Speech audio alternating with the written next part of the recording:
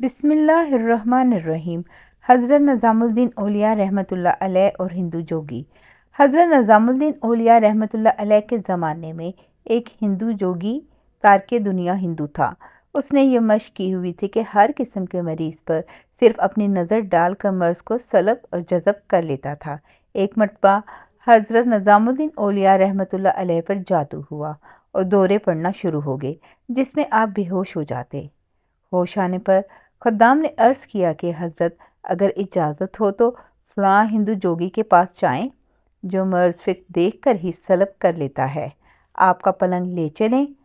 آپ رحمۃ اللہ علیہ نے فرمایا کہ خبردار ایسا مت کرنا، کیونکہ اندیشہ ہے کہ لوگوں کے عقائد میں خرابی پیدا ہو جائے گی۔ اتفاق سے ایک دن پھر حضرت نظام الدین رحمۃ اللہ علیہ کو دورہ پڑا اور بے ہوش ہو گئے۔ مریدین کو اپنے پیر و مرشد سے بے حد محبت و احترام کا درجہ ہوتا ہے، خلوص ہوتا ہے، وہ اپنے پیر و مرشد کی تکلیف برداشت نہیں کر سکتے۔ آپس میں مشورہ کر کے اسی بے ہوشی کے عالم میں اپنے شیخ کا پلنگ اٹھا کر اس ہندو جوگی کے مکان پر جا رکھا اور حضرت کے فرمان کے خلاف کرنے اور آپ کی ناراضی کا تدارک معافی پہلے سے سوچ لیا کہ اپنے پیر و مرشد سے دل و جان سے بعد میں معافی مانگ لیں گے۔ جب حضرت کو اس ہندو جوگی نے دیکھا کہ مسلمانوں کی اتنی بڑی ہستی نظام الدین اولیاء میرے پاس آئے ہیں تو وہ تو پھولے نہ سمایا۔ دل میں سوچا کہ اب میری دکان خوب چمکے گی۔ جوگی نے حضرت کو دیکھا اور دیکھتے ہی اپنا تصور ڈالا، فوراً حضرت کے مرض کو سلب کر لیا۔ آپ ایک دم اٹھ کر بیٹھ گئے اور یوں معلوم ہوتا تھا کہ کوئی مرض ہوا ہی نہیں تھا۔ حضرت نے دیکھا کہ اس جوگی کا مکان ہے۔ آپ سمجھ گئے کہ مرید محبت کی وجہ سے میری تکلیف برداشت نہیں کر سکے، اسی لیے از راہ شفقت کسی کو کچھ نہیں کہا، بلکہ اس جوگی کی طرف متوجہ ہوئے اور دریافت فرمایا کہ یہ بتلاؤ کہ یہ تاثیر جو تمہارے اندر ہے یہ کیا ہے اور کس عمل کی بدولت ہے؟